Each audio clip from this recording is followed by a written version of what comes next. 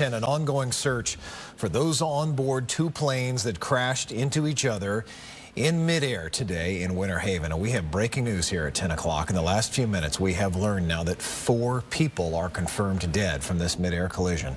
Sky Fox flew over Lake Hartridge today during our breaking news coverage in our early evening newscast. And you saw one of the planes there partially submerged. The other one is underwater. It's a little more than 20 feet deep there. Fox 13's Aaron Mesmer is live in Winter Haven tonight. And Aaron, I just heard this new information about the planes involved and at least the 4 confirmed dead. Do we know if anyone else is missing? What else do we know?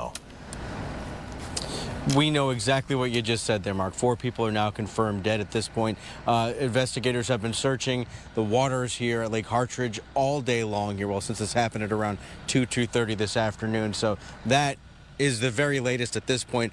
A couple of hours ago, we found out some information about the planes here. One is a seaplane operated by Jack Brown Seaplane Base in Winter Haven. The other one is a regular fixed-wing plane with a connection to Polk State College. The question that we still have no answer to at this point, who was on board? The sun set on Lake Hartridge and a search and rescue effort in the water. And hope faded that anyone survived a mid-air collision Tuesday afternoon. There's just, there's no words to something like that, a freak accident to happen. Laura Hurd lives at the edge of the lake in Winter Haven and heard the crash. I was working from my home at my desk, and I just heard a very loud noise. It sounded like a tree falling, like a large thud. That was the sound of 2 planes slamming into each other. Hours later, one aircraft could still be seen, partially submerged. Polk Sheriff's investigators say the other one is more than 20 feet underwater. We do have 1 confirmed deceased, but I can't give you any identification because we haven't verified all that yet. We do believe that there are possibly other deceased. Witnesses on a boat told detectives they pulled 1 person from the water and performed CPR, but that person didn't make it. Crews also found a 2nd victim in the water. Sheriff's Office Chief of Staff Steve Lester says it's unclear what caused the collision or if there were more people on board. Neighbors were stunned to find out what happened. That's definitely a freak accident. You don't hear about that kind of thing. She says this is a neighborhood with a lot of pilots who own their own small planes. Her thoughts are now with the victims and their loved ones. I can't imagine for those families. Just my heart goes out to them. I'm praying for them, for their families.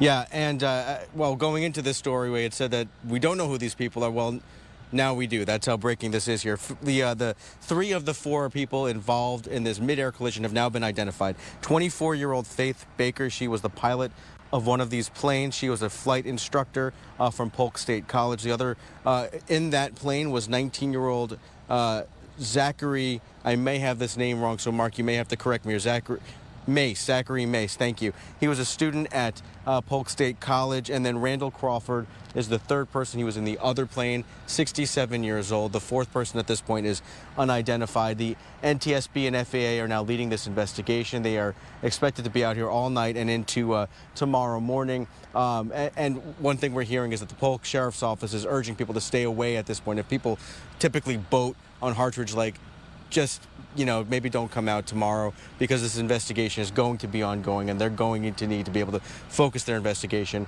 in those waters on the lake. Mark. Need to be respectful of that and, of course, those who sadly have perished. Aaron Mesmer live for us. Aaron, thanks. Absolutely.